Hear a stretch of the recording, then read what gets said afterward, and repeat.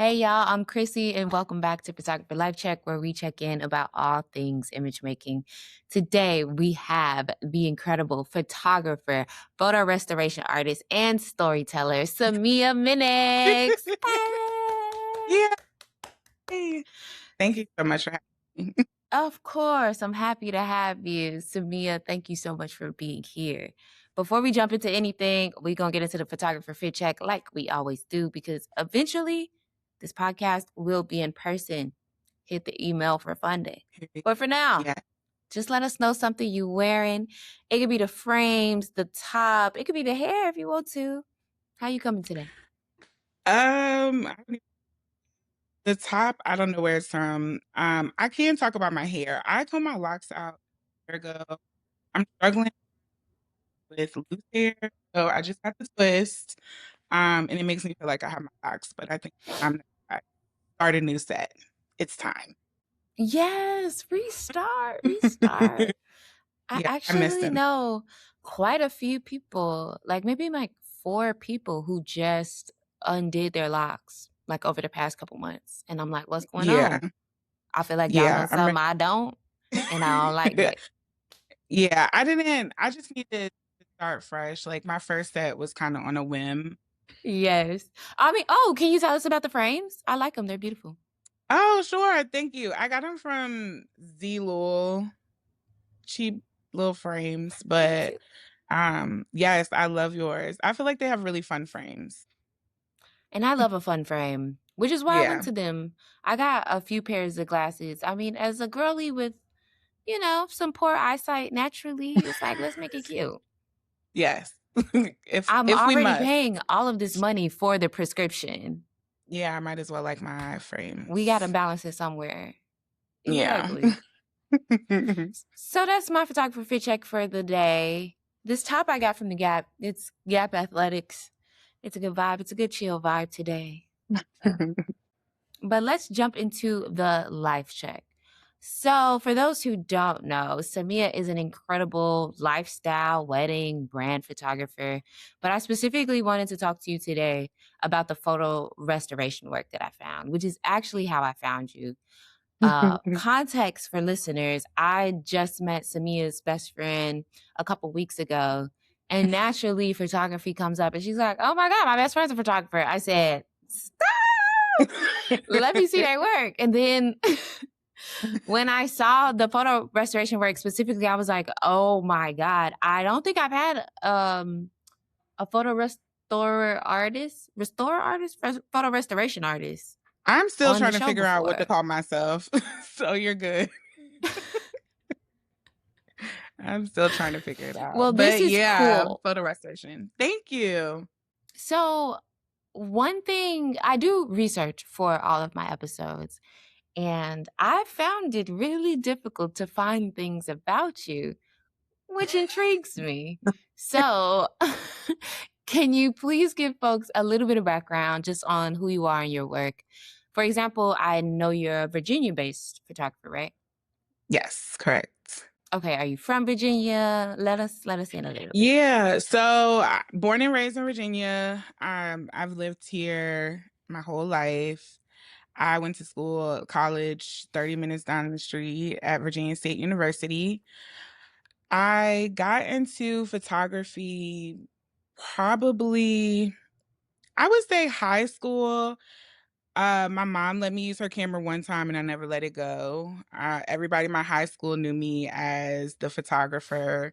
They thought I was the on the yearbook staff. I was not. I was just walking around. I used to get out of class with it. The camera got me. The camera got me by. But photo restoration Genius. came in as a layer. When I was like trying to get to know my family, both sides, my mom and my dad's side, my grandparents have passed away, and I'd never got to know them. I've just heard of them through stories. And so to be able to connect stories with pictures is how I fell in love with like old photos. And then just realizing that there are so many of these photos that are damaged. Um, and I could do something about it. I have access to Photoshop. I feel like I've been using Photoshop for over 20 years. So, gosh, that's painful to say. Um, but yeah, I've been using Photoshop for a long time, and so I just started taking photos and scanning them and just trying to piece them back together. And once I started realizing the impact it had, or like how people responded to seeing their pictures, it's just something that I became in love with. I love that it started with your family archive. We love the archive over here. We talk about it probably Yes, every so episode, girl. important. It It's so comes. important. It's so important. And I Yeah. really appreciate the fact that it stems from family and then has gone further out just into Black history in general. I Yeah. found that this for you does celebrate celebrate the preservation of Black culture, Black history, and photography at large. Once you started to take it, I guess, a little more seriously, did you start with your family photo albums specifically, or did you start like with work from school, artists you're learning about? And while you talk about that, I will pull up some photos that I found, which we do every episode. Ah, okay. If y'all don't know, you can watch us on Spotify and YouTube because, I want y'all to see the work that these artists are Yeah, the bringing to the table. visuals. The visuals. You know what I'm Um, saying? I think I got started, if I'm thinking correctly, when I was in high school, my last year of high school, I went to like the specialty center for commercial photography. And I think we had like a assignment. It wasn't even a project, but just like probably busy work. And I brought my family, a photo of my mom, my mom's mom. And I mean, it was just like cracks everywhere. And so I just started piecing that together, and it was very time consuming, but that's where I think it all began. And from there, I think for me, when it comes to my photography in general, it was me taking pictures of my family first, or like close friends. And then, you just start reaching out and broadening like your audience. And that's literally what happened with photo restoration as well. It's just something that started in the home with family. And then as it was shared, more people became interested, or I love giving them as surprise gifts. Like if people post randomly their great grandfather on their Facebook and it's Mm. damaged, I may just screenshot it and in my free time just edit it and send it back to them. And so it gave me an opportunity to really just like test it out without the pressure of like disappointing. And I've just grown from there. I've just grown from there. That's a really sweet gift. I would probably be a ball of tears if somebody showed up with a photo of like my great grandma restored. Yeah. My Yeah, I goodness. love doing that. I love, love, love, love doing that. I've recorded my aunt she's 83, and I visit her from time to time, and she loves, I mean, I will sit with any of our elders, okay, and look at every picture and listen to every story. And I feel like that's something as Black people we should do, just to sit and like soak up the Absolutely. story and the history. And they deserve to have quality time. And so like sitting and listening to them talk about something that they do know, because there's so much that's changing in the world, but the history and the stories that are behind the photos, like I love just soaking that up.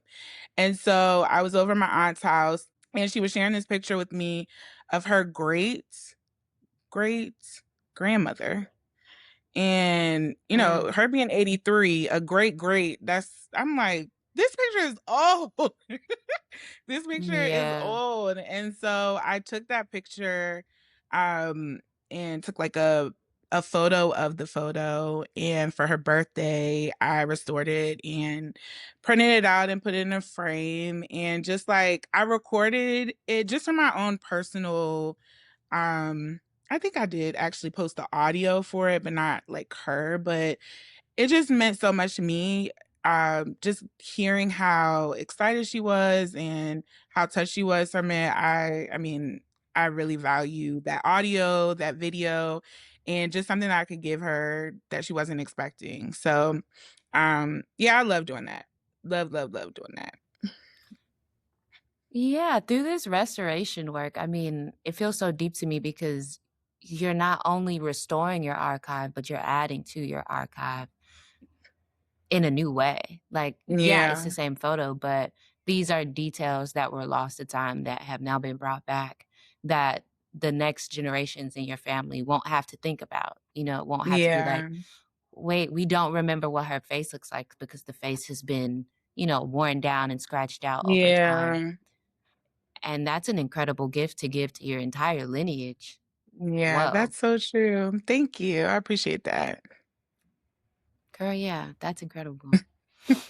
Okay, so since you do this for other people, can you talk about what the process looked like for someone who's looking to come to you and ask to get their photos restored by you? Sure. So the process was really janky for quite some time.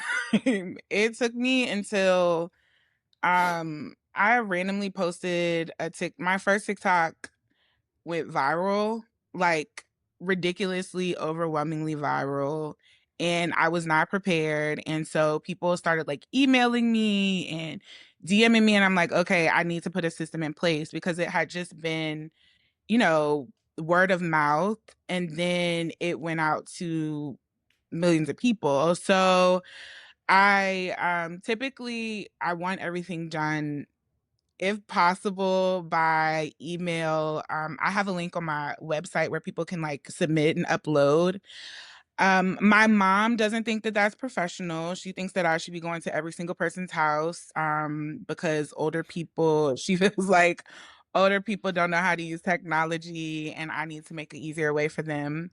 So, for those who are tech savvy, you just have to upload them to the link. But there's, times where there's some people that don't know how to use it. And if they're local to this area, I will meet up with them and take the picture and scan.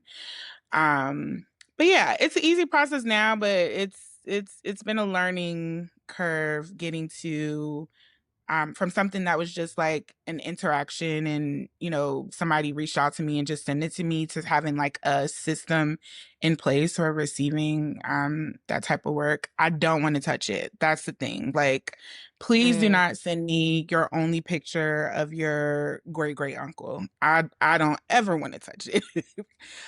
no, So I no, think that no. I don't want that pressure. So um a lot of people have asked, well, my family members, distant family members, that they'll be like, well, let me just drop it off. And I really don't want that responsibility. So I'd rather just take the picture. So Yeah. I just take the picture of a picture. Usually our iPhones or, well, I'll say iPhone, but our phones are detailed enough to get everything that I need. So it doesn't even really require a scan. I'm sure that scanning could help with some, but most of them I can just take a picture of a picture and work with that. Yeah. This is actually so crazy to me because after you were like, "Oh, yeah, people local to me," it's like, girl, you're doing the work for your whole city. Like, this is Virginia history at this point. That's Wow, thank incredible. Like, you. yeah, like this could be in the library. Like, this could Thank be you. citizens That's the ultimate of where goal. you at, That Richmond? is the ultimate goal is like, if I'm to be honest, my wildest dream is to have an exhibit in the National Museum of African American, what is it? National NAA, whatever those acronyms are. That's my wildest dream.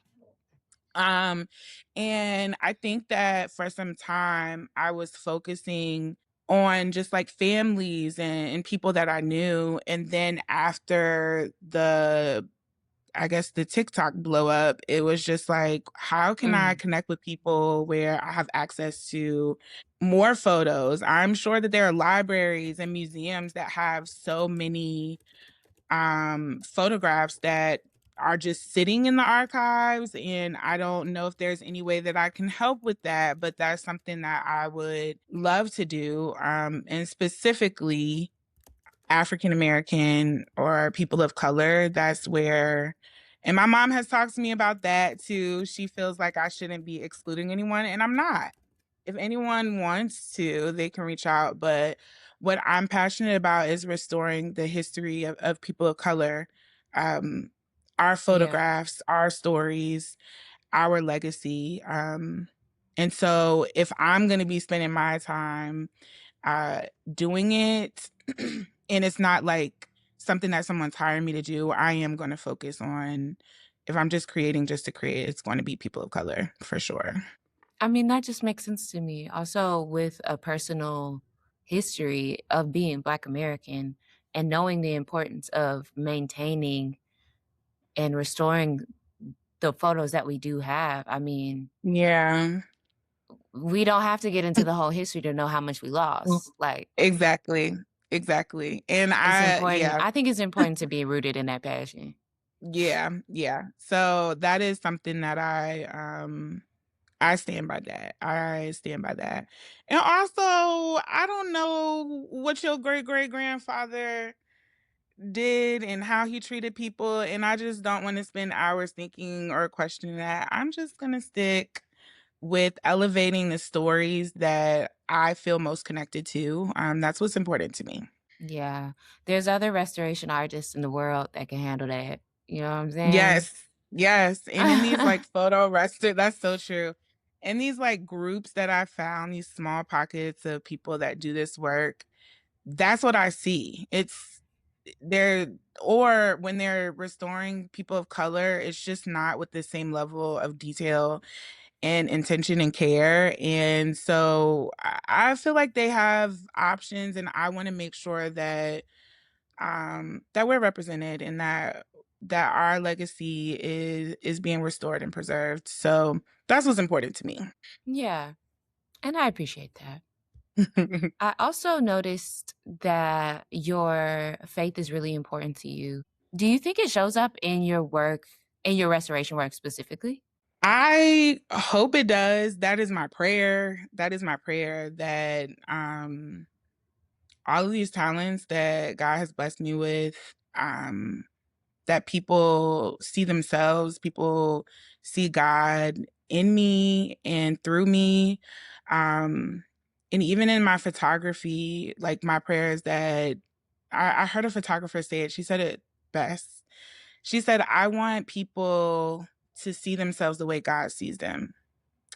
And Mhm. that has stuck with me. And I truly believe that anything that I create, I hope is a reflection of God's love, of God's creativity.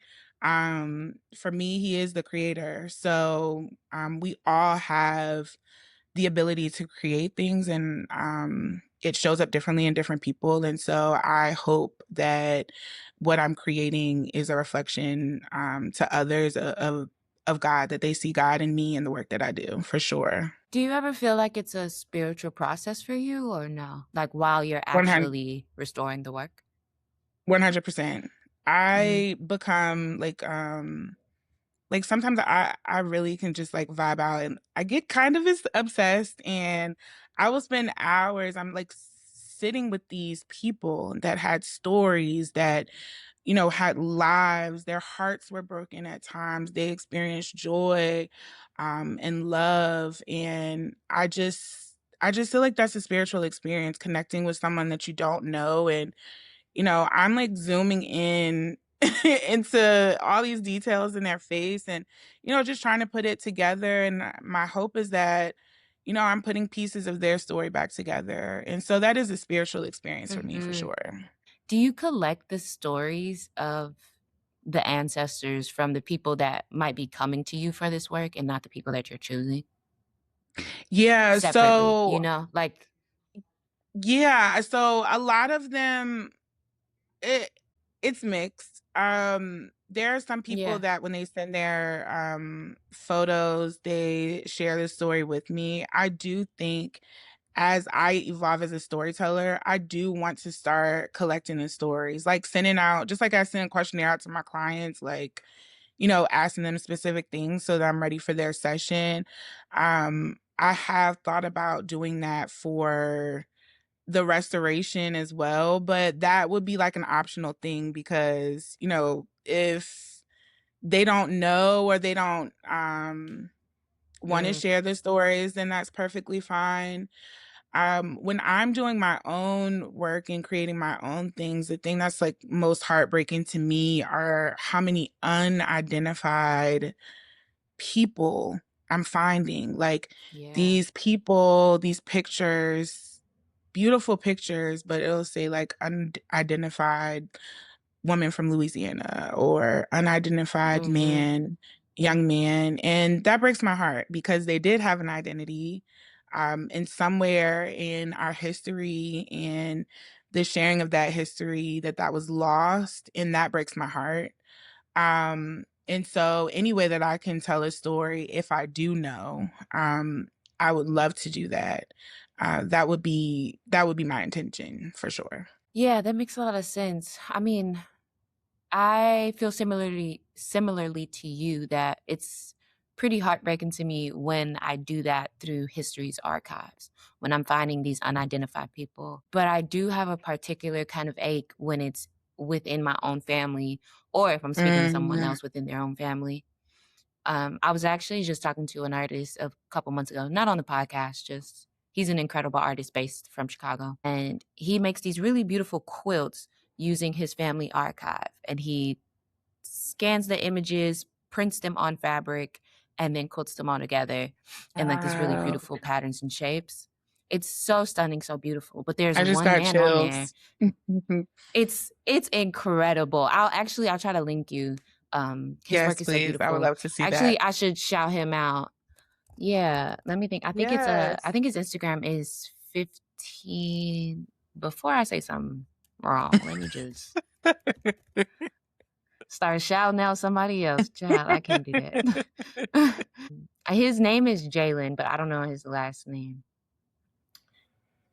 But he is a wonderful artist. Okay, one second. Okay, yes. Okay, I was right. 1510 You were West on right. Instagram. But yeah, shout out to Jalen Hamilton at 1510 West on Instagram. This image, one of the images, who knows how often it shows up in his work, but one of the images that I saw was from a man that his family found in his photo album that nobody can identify. And Mm, we were talking to him about that. I'm like, what does that make you feel? Like, what are you thinking? And he's talking about during his artistic practice, he's kind of making up his story. He's imagining what it was like because he knows yeah. at very least in the photo where he was. So he's like, I Hmm. wonder what he was doing that day. And he's coming up with his own story to help him develop the full story of his family on this quilt. Is that what that process is like for you when you're doing your own restoration, whether that be for your family or for somebody else who doesn't know their family story? Yeah, so I do allow my imagination to run wild, but I think that that's like naturally who I am as a person. I create stories out of out of nowhere. So like just taking like whatever the context is that I do have. And I too have like family members where I mean, pictures that have been passed around. My dad has five siblings and he's like passed around like, who is this? And no one Yeah. knows. And so, um, yeah, I that does break my heart because or it'll have like the year, but there's no other context of who it is. And then I think that I noticed that it became a thing in like the 60s, 70s when people started writing like on the back like okay, this name and I've seen it in older photos, but it seems like it became more consistent in the 60s or 70s. Hmm. But yeah, I think that, you know, I spend so much time with these people. I mean, sometimes I'm ashamed to say how much time I've spent with some photos, but it's hours and hours on end. So I just feel like, I mean, if I were to spend time with somebody else that long, like I would know so much about him. So I Yeah. think my favorite thing to do is just like listen to music and vibe out and just like it is a form of creative expression for me. It is my passion and it's something that I genuinely love to do. Like, even if I never got a dime out of it, like, it's something that I would want to do. It's something that the time that I'm willing to invest in my history and Black history. Um, and I hope that, you know, other people, if nothing else, I hope people are more intentional about saving their photos, any physical photo that's around. Like, I'm always encouraging people, like, make it digital, okay? And protect what you have, but make it digital. We're in a digital age. Like, please do not let this photo continue to just sit in like regular open air because it's going to continue to deteriorate. Sunlight. Yes, Yeah. yes, all those things. So it's like layers to like the preservation of our history when it comes to photography. And I definitely think that I've seen like libraries that have um like events where you can bring in your old photos and scan them in. And I love that there are places and organizations that are doing that. And so I think that one day will be another like layer of this work that I'm doing is creating space for people to just come, bring your photos. Let's work together to get these like in a safe space and also on the Mm-hmm. cloud so that we never have to worry about digitally losing them. I Yeah. think that's super important. Yeah, I mean, there are so many environmental things that we can't always control. Like if there's a fire, if there's a flood, we've Yes. lost plenty of family archives just as a collective, as a people, to Mm-hmm. acts of nature like that. So when we can hold on to our things, I think it's so important to digitize. That way, if we lose the physical copy, we still have our archive with us, and that means we still got our people with us. Yeah, for sure. I So think I completely oh, agree. sorry. I watched No, you're good. the documentary about Hurricane Katrina, and there's so many things Mm, that are heartbreaking about it, but just thinking of about how much history was also lost in Black history that was lost. Heirlooms, like physical things that, mm-hmm. people were never able to recover. And so it's like it's more than just the house, it's the things that were in the house that have been passed down for Man, generations to generations. And yeah, when you talk about like house fires, I think your mind automatically, the first things are like, okay, they're clothes, they're like bags and things that are replaceable, but it's the irreplaceable things that I think are most heartbreaking about stuff like that, for sure. girl, I can't bring myself to watch them. I know 2 It's documentaries came out, like, around the same time. infuriating. It's hard. Yeah. I feel like for me, at least the one I remember that I was, like, impacted by the most that happened in my childhood, that was, like, this big national event. It was Hurricane Katrina. I remember where I was when it happened, while I'm learning Yes, about it, and how big that it was, and how heartbreaking that it was. That I still am having a real hard time trying to watch those, I but get it. you're so right. It's yeah. Yeah, I get it. I think that I didn't recognize the weight of I mean, goodness, how many unprecedented things have happened but in our lives, but Girl. when they were actually happening, when they were actually laugh to keep from crying, but when they were actually happening as a No, child, for like I don't think I didn't understand the weight of it. So watching the documentaries now, it's just it's very it's something that has awakened something inside of me for sure. And I think at first it's anger, but then it's like what can I be doing to contribute? If there are damaged photos that like someone has, you know, I would love to be a part of. And so I've joined like a couple of like New Orleans or Louisiana genealogy groups and things like that. Um just because I joined them after I watched the Hurricane Katrina documentaries because I'm like, there are missing pieces here that weren't part of the conversation in the documentary, but because I'm obsessed with pictures, I'm like, I wonder what that was like to, lose your family's photos, their heirlooms. I just can't imagine. Yeah, it's crazy. My heart is always with the people of Louisiana, so Yes. we love y'all over here. Yes. So, back to the images. One thing that I was thinking about, because I imagine the goal is to stay as true to the image as possible. But I imagine that sometimes you have to take some liberties.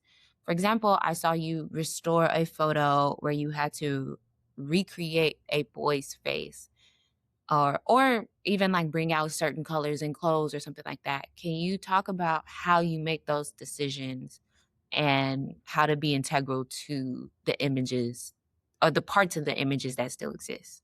For sure. So I want to start by saying that I'm still learning in that way.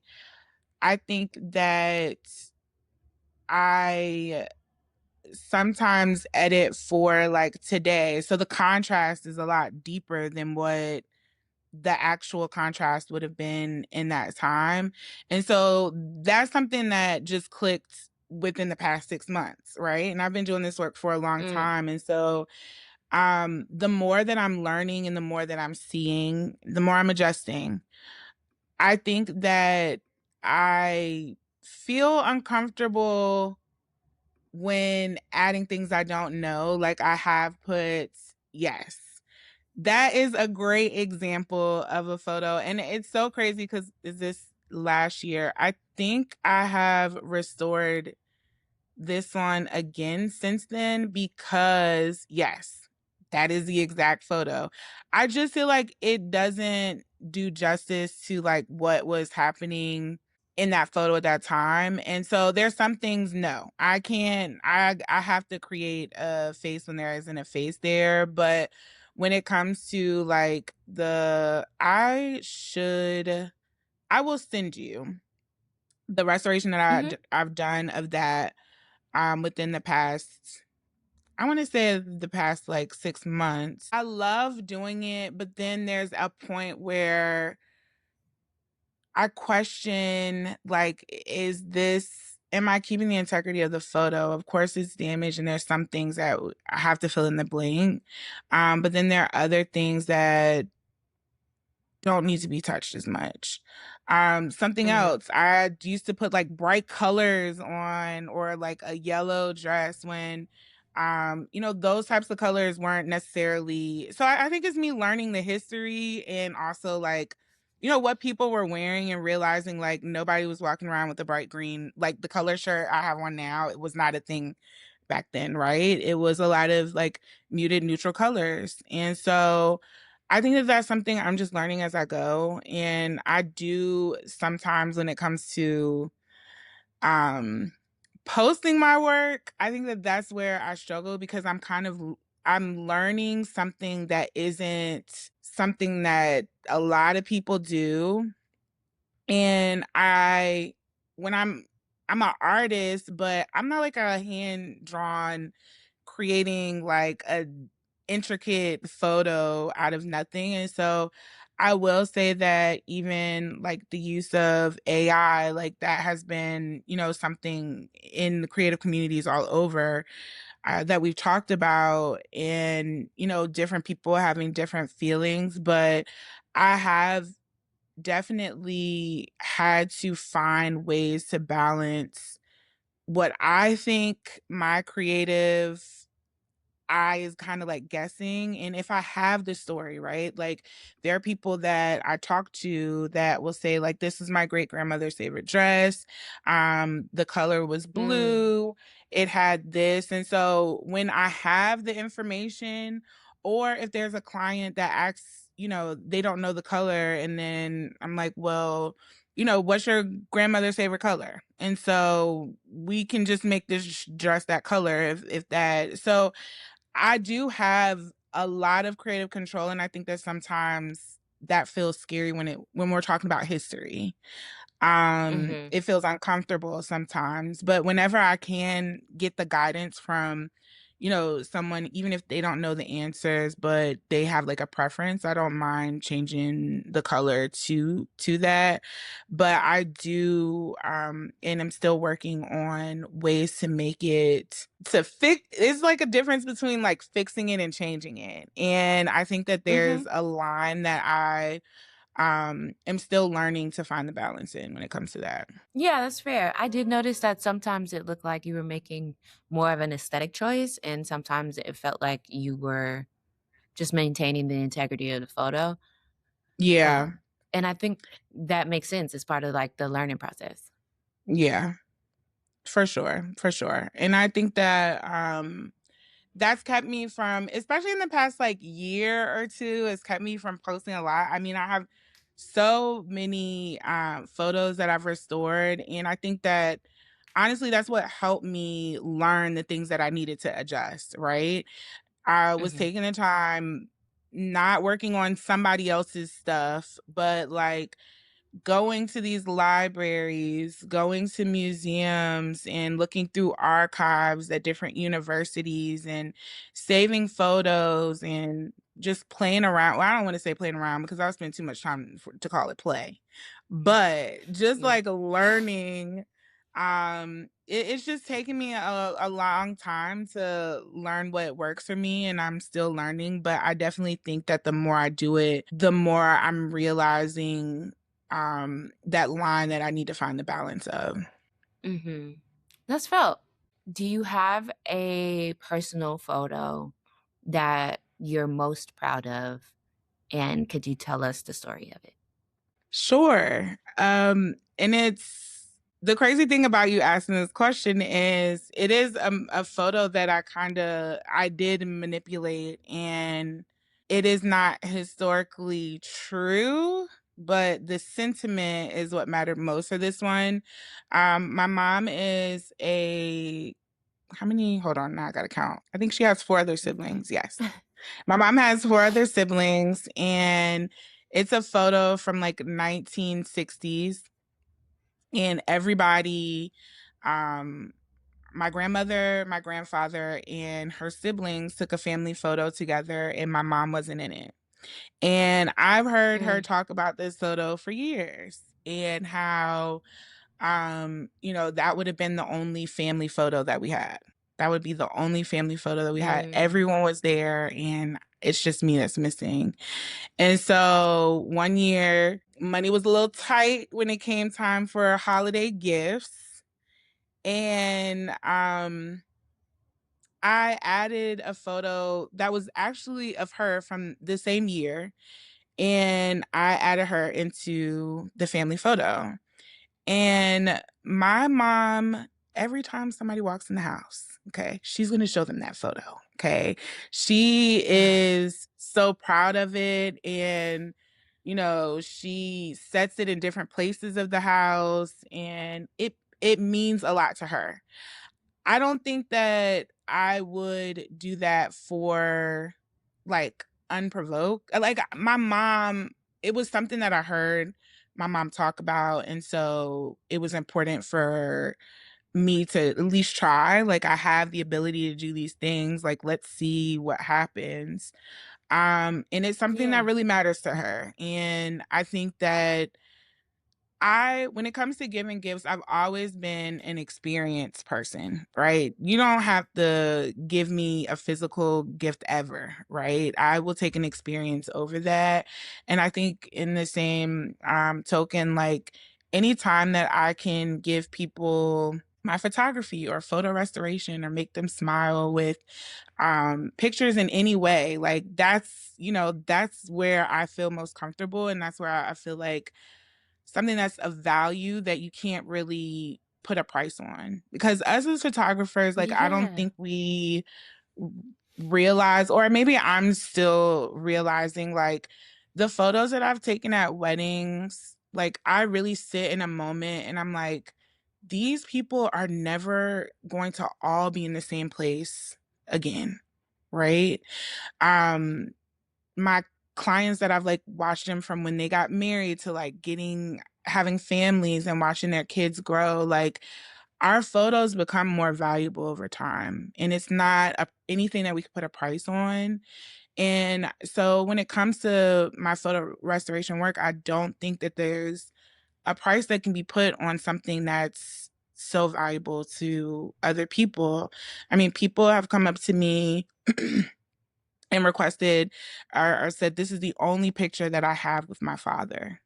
Can you please restore it?" Mm, Like that, Jesus. that feels like a lot of weight, right? And so no matter what I do to this photo, it's going to be, well, I'm not going to jack it up, but I'm saying like you can't put a price on something like that. And so I Yeah. think that there's so many stories that I could tell about, people who have told me like this is the only picture I have of this person, fill in the blank.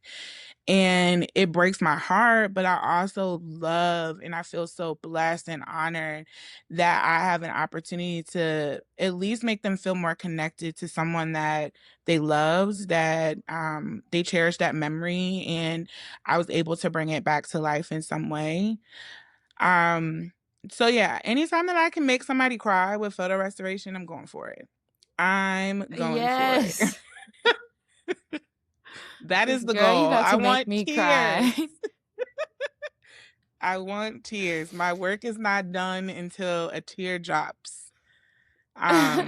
But yeah, I'm a super sentimental person, and so those things matter to me. I'm the same type of person that like all my friends are together. I'm like, guys, this is so beautiful. We need to take a picture. Like my heart feels full in what people would consider like just like normal moments. And so I always encourage people like I said, with spending time with your elders, watching the photo, looking at the photos with them, listening to the stories, documenting if you can, because don't remember what the passage is, but it's like when an elder becomes an ancestor, like we lose a library or something to that Mm, effect. But I think it's just so important that pictures are the one thing that I feel like, regardless if they're old, damaged pictures or the photos that we're taking for clients or documenting, just because we are taking pictures of history now. Like the photos that we take today will be a part of history. They're something that someone will cherish. And just being mindful of that. And also taking the pictures, saving the pictures, keeping the pictures.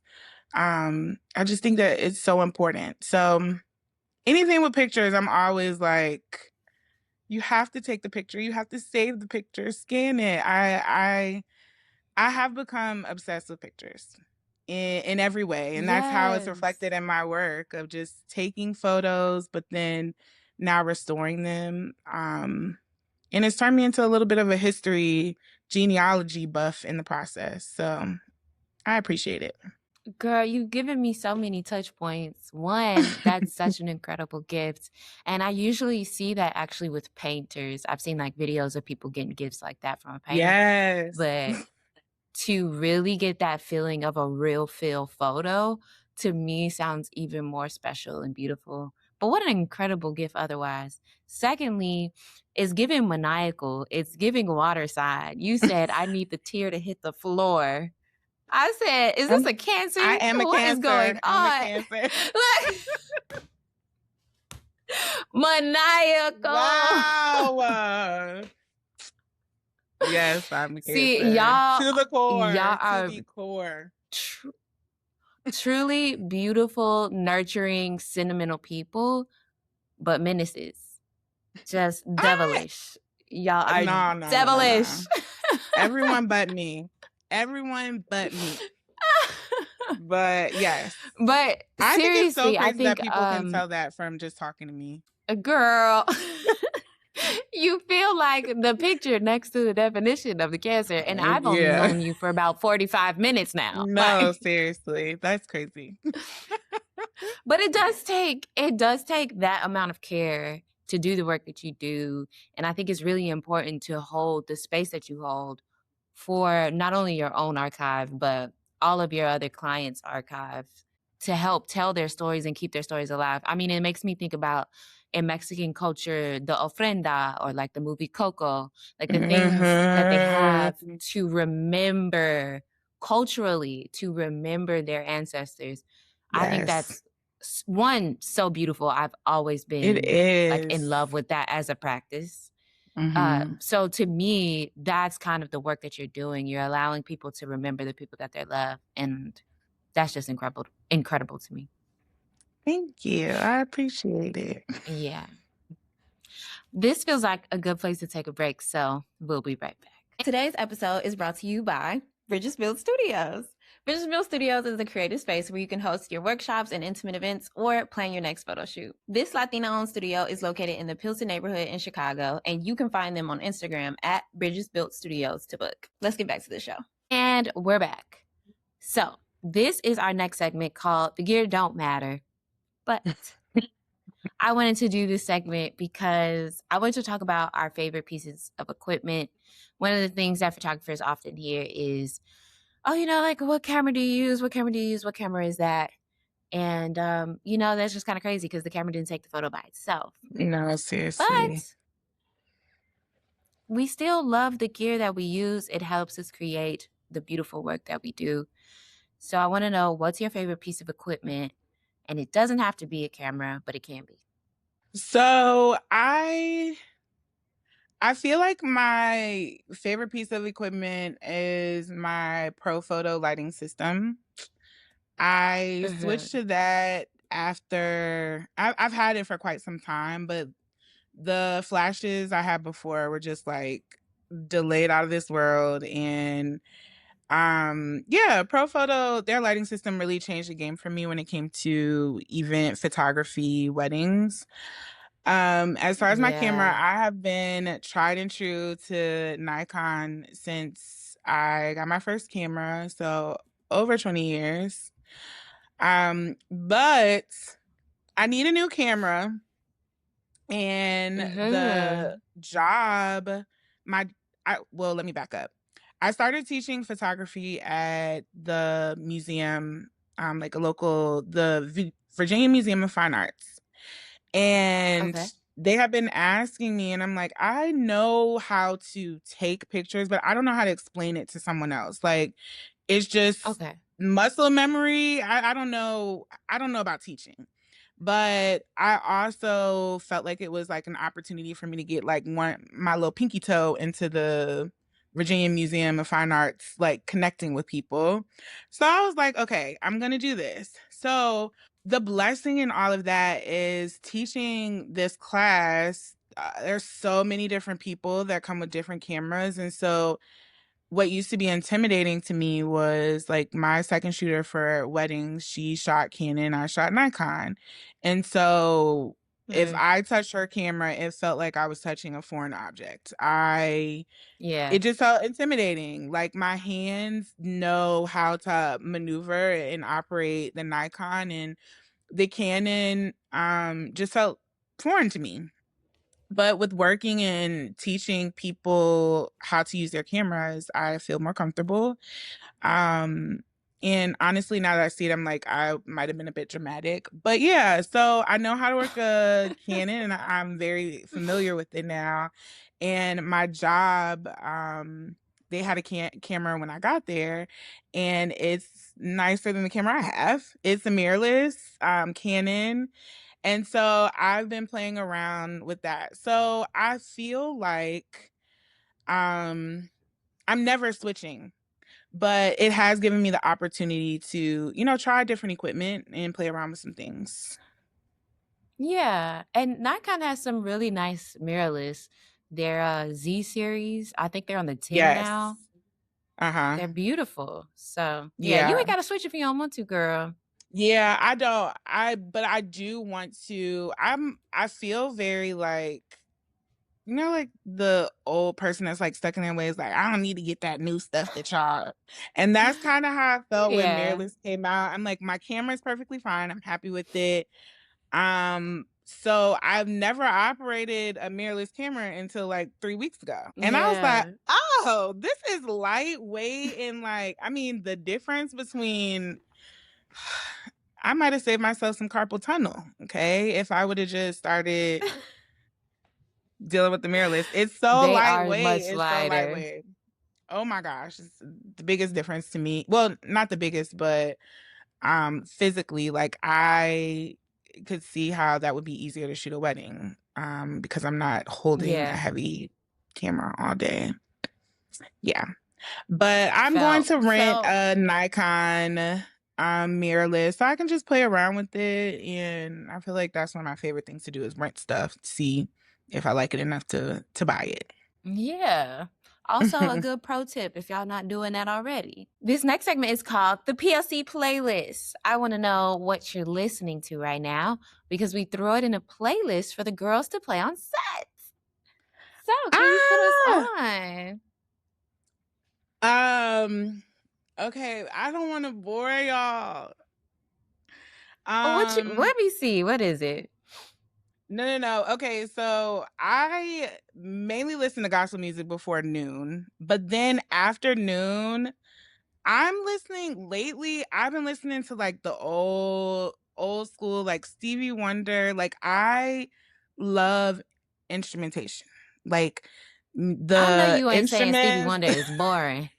No. But Come on I can now. tell like no. But it depends on the crowd. It depends on the crowd. But like yesterday, that's what I was jamming to. Like all the like oldies but goodies. But let me see. Now I gotta look at my phone. Well, please do. And before you share, I do want to just let you know you wouldn't be the first to give us a Stevie song, and you wouldn't be the first to give us a gospel song. You know, we listen to a lot of different things over here. No, I love, and that's what's beautiful about Black women. Okay. Okay. Exactly. One of my favorite songs to listen to right now, because what I do when I listen to music, I'm like separating every instrument and just like, and most of my favorite songs have a mean bass guitar to it. Okay. I love a To be bass. I love honest, her. on Jill Scott's newest album, with Jid, love it, love it, love it. Oh my God, I can't Uh, wait to get into that album. I still haven't yet. And cover was I photographed by a Black woman. Let's go. I love it. I love it, love it, love it. I will say that I was expecting something else in the album. And so at first I was like, wait, Jill, you're supposed to be comforting my heartbreak. What is this? This is like stand up, be a strong Black woman. And I just wanted to like lay in Jill's bosom and her tell me everything's gonna be okay. That wasn't this Okay. album. So, but when I changed my perspective, I love the album. I love Jill Size. So, um, what's another? I'm feeling pressure. I mean, Um, it could just be that song. You don't have to do more than oh, one. okay. Because I was about to say I could give y'all. I create different playlists for like different vibes. I have like an after work playlist. I have a playlist. I'm a big swimmer. I have underwater headphones. And so I have a playlist for Ooh. swimming. Yeah. I have so many different playlists. So I could go deeper, but we could just stay there. Oh, I might need to learn about these underwater headphones. That's very Yes. tight. It's such a beautiful experience. It really is. Yeah.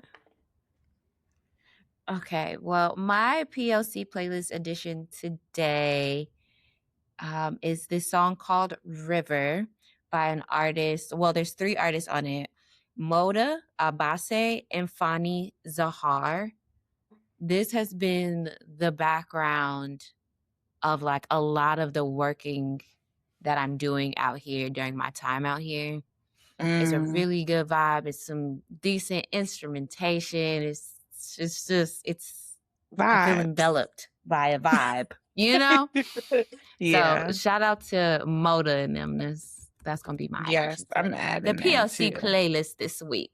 I love it. Okay. And our next segment is called Photographs Not Taken. This is actually a big fave for a lot of people, including me. So, a little context Photographs Not Taken got its namesake from a book called Photographs Not Taken, where it's an essay from a bunch of world-renowned photographers who sends in an essay, a list, just the thoughts around the photographs they never took to share them. Mm. And this is a thing I think about all the time. So I was incredibly intrigued when I learned about this book. I think about the images that I live with that I just see while I'm walking down the street or existing in my day. I see portraits all the time. And I always want to know other people's portraits that live with them. So I want to know, what's a photograph you wish you would have taken but never did? I think that the photographs are very personal.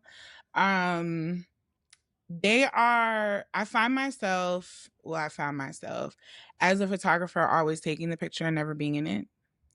Mm-hmm. And what has happened is I have like friends that have like passed away, and I have Mm-hmm. so many pictures of them, but I never stopped to like set the camera up and just do like an auto timer so that we could take more pictures together.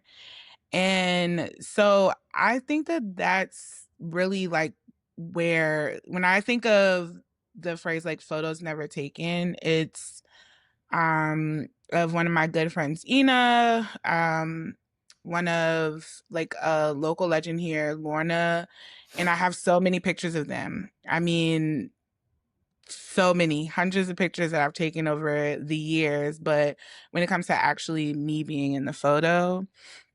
And so since then I've become more intentional about it, but like that is something that I think, and I don't know if that really speaks to like what you're asking, but that's just where my mind went to when you talk about photos never taken. Yeah. Yeah, that's so real. I went through a similar thing not too long ago, and it drove me to take as many pictures of myself as possible, but like with my Yeah. people. Yeah, Like with your people, not just of them. I needed it. Yeah, I needed it. So I completely, deeply relate. So that's okay. Yeah. And then this last segment, I want to do just a little bit differently. This is the shoot your shot segment. And this is an opportunity for us to lift you up, help you manifest the company or somebody you wanted to shoot or work for. So we can sprinkle a little good juju on it and help you achieve. But I want to do it a little differently because initially, or not initially, but earlier in the conversation, you said that your wildest dream was to do an installation or to work for the museum, the African American Museum, the Smithsonian, right? Correct. So, not to say that you don't have other dreams of people you want to work for, but what I would like to encourage you to do and throw a little of that like goodness magic on top of is actually that is a very realistic dream. You've already worked in another museum that you shared with us today. This work is powerful enough to exist in the African American Museum of History. And that's not wow. That's not crazy. I see it for you. So all of us are putting our I magics together appreciate to see that. that for you and make it be true. Absolutely. Thank Now, if you want to share you. another one, I am happy to hear it and throw some magic towards that too. But I just needed to affirm you and that this is not a crazy dream, baby. This is gonna happen. I appreciate that. Wow, that just filled my heart. Thank you. Thank you. Um I literally want to connect with any Black museum. Like I want Okay. this anyone that is um trying to preserve Black history is someone I want to connect with. Organizations, museums. I think that this is so important. Like our history is important, and I think it should be preserved in the same ways that other museums, other groups of people have so many photos. They have more of, and we're just trying to catch up, right? And not like Yeah. we're trying to be like, but I just think that we deserve the same, if not more. And so any organization, any museum that has an archive, um, I'd love to connect with them. And that's also like universities, because I've learned that there's a lot of history and photographs and archives there too. So museums, libraries, and universities, specifically that Yes. celebrate and honor Black history, for sure. Well, here, all the girlies that celebrate our history, we are here. We know you're listening. Hit up Samia, hit that email, hit that DM, wherever you're at, Yes. find her. And with that in mind, can you please let the people know where you would like to be found? Sure. You can find me on Instagram at Samia Minnicks Photography. On TikTok, I'm Samia the Storyteller. I'm kind of tempted to change my Instagram name to that, but it's Samia Minnicks Photography for now. My website is samiaminnicks.com. Um, and I think that's it. But I do want to take time to also like thank you for this. Like this space is so important and so necessary. And like the work you're doing is just so intentional, like how you're going about it. And so I pray that whatever your hopes and desires are for this and just your art and your creativity in general, that you receive that in abundance because you are pouring into so many other people. And so I hope that you feel poured into and that that cup overflows because you do deserve that. Thank you so much. I You're really welcome. appreciate you saying that. And while you said it, I had the thought, like, wow, her voice is so resonant. You have a really good voice. And so Thank it really you. landed in a very soft way. So thank you so I much. appreciate that. Of course. But thank you so much for allowing me to be on here. I really do appreciate it. Thank you. This has been a joy. Like I said, I just learned of you only a couple weeks ago, and I was immediately like, we got to have you here. So I'm truly Yeah. grateful for your time and your energy and your dedication to the craft so that we may share it here. And you can find us anywhere you get your podcast. That's Apple, iHeart, Amazon, all the girlies. But please, especially find us on YouTube and Me too. Spotify. That's where you can watch us. See it. You can see our beautiful faces, our beautiful work, and, really get into the girlies. And you can find me also anywhere you get your podcast, but also anywhere you get your pictures.